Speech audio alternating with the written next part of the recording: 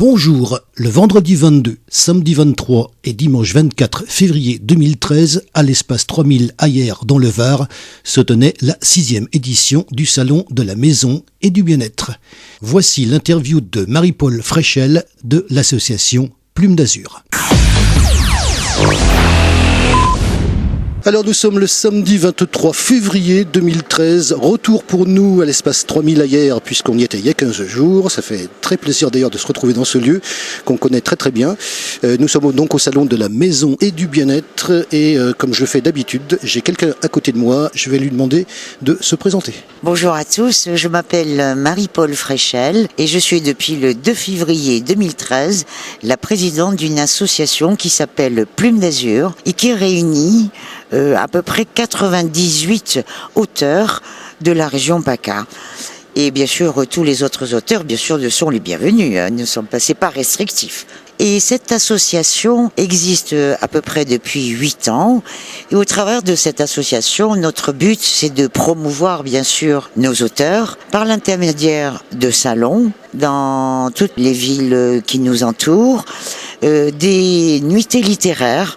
Systématiquement, Plume d'Azur, le 14 juillet, fait une grande fête à Carqueiranne parce que son siège social est à Carqueiranne.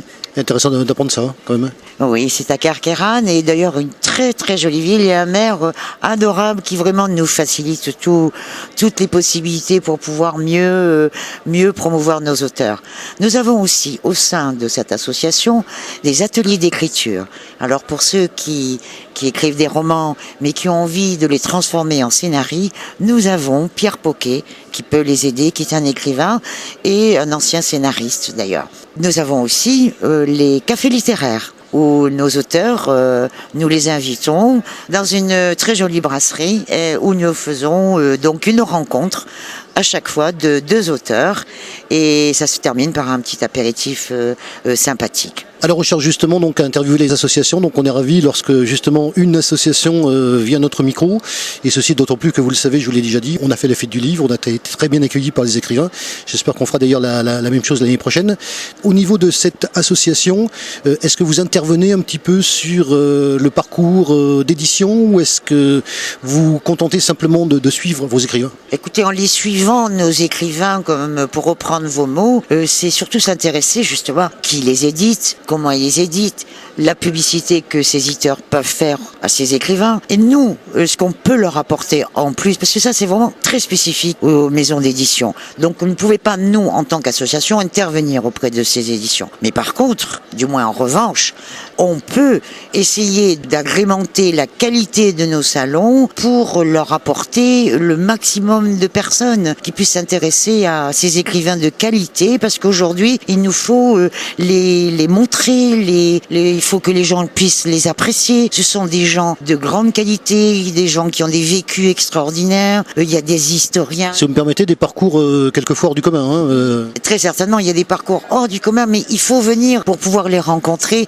Il faut que je vous dise une chose, c'est que parfois, les écrivains sont un petit peu timides. Ils n'arrivent pas à se vendre. Et c'est très difficile pour eux de parler de leurs œuvres, de leur qualité. Alors bon, des fois, quand on peut, on les assiste et on parle un peu pour eux. Et surtout quand vous venez, nous, on est content de pouvoir les promouvoir. C'est une façon de les promouvoir. Mais surtout, venez les voir. Ce sont des gens extraordinaires. C'est une question justement que j'ai posée à la fête du livre. Je la repose à vous parce qu'elle n'est pas innocente. J'avais demandé donc à un écrivain à la fête du livre comment ça se passe lorsque il arrive comme écrivain, comment il est reçu un petit peu par le milieu. Comment ça se passe à votre niveau? Comment vous percevez la chose? Mais nous, l'association, on essaie de les coucouner parce que bon, on leur installe les stands, on les met, on tient à ce que ce soit confortable pour eux et qu'ils soient vraiment en front line vis-à-vis du public qui va venir les voir. Maintenant, quand il y a des foires du livre, sachez que les associations, nous, on ne peut pas y aller. Ce sont uniquement les éditeurs qui ont le droit à ce stand. Bon, on va essayer de se battre pour... Absolument, mais si vous me permettez la comparaison par rapport à un sportif, vous les aidez à justement les briefer un petit peu avant cette échéance? On ne les briefe pas. Vous savez, ils ont l'habitude de se retrouver devant un stade et devant son public. Le plus dur, c'est d'être devant son public. Le plus dur, c'est de leur dire, regardez ce que j'ai fait, c'est merveilleux. Comment voulez-vous dire ça? Sinon, essayez de lire au moins ce qui est écrit sur ce livre. Mais après, quand vous avez une très belle dédicace, vous sentez que vous avez quelqu'un de qualité qui vous a laissé un petit mot adorable, je crois que c'est un grand bonheur. J'ai quelqu'un à la fête du livre, je me souviens parfaitement de lui, c'était Daniel Gonzalez de la Seine-sur-Mer. Il nous a raconté tout ceci, comment il arrivait, comment quand on se retrouve justement sur un stand la première fois, ça fait quelque chose. C'est pas évident. Alors ils sont là, ils sont même gauches, vous savez, mais c'est merveilleux de voir ça. Alors bon, si nous on est présente parce que dans l'association, bien sûr, on est une équipe soudée, et si on peut venir les soutenir et ne serait-ce que parler avec le public, parce que la plupart des auteurs, on a lu leurs livres, on les a pas tous lus, c'est certain, parce que ça se renouvelle, hein. Ils rééditent, on peut pas tous lire, mais on peut les soutenir moralement et psychologiquement, et c'est un plaisir d'être toujours près de nos auteurs. L'association littéraire Plume d'Azur, créée en 2004, a pour objet de regrouper des personnes ayant la passion de l'écriture, de la lecture et de tout ce qui se rattache à la culture.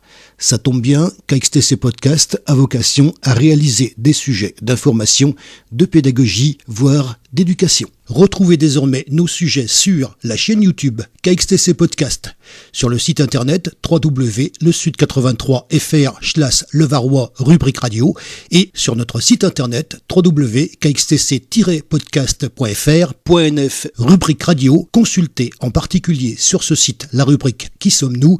Tout est expliqué en détail. Je vous souhaite une excellente fin de matinée et je vous retrouve très très vite sur KXTC Podcast.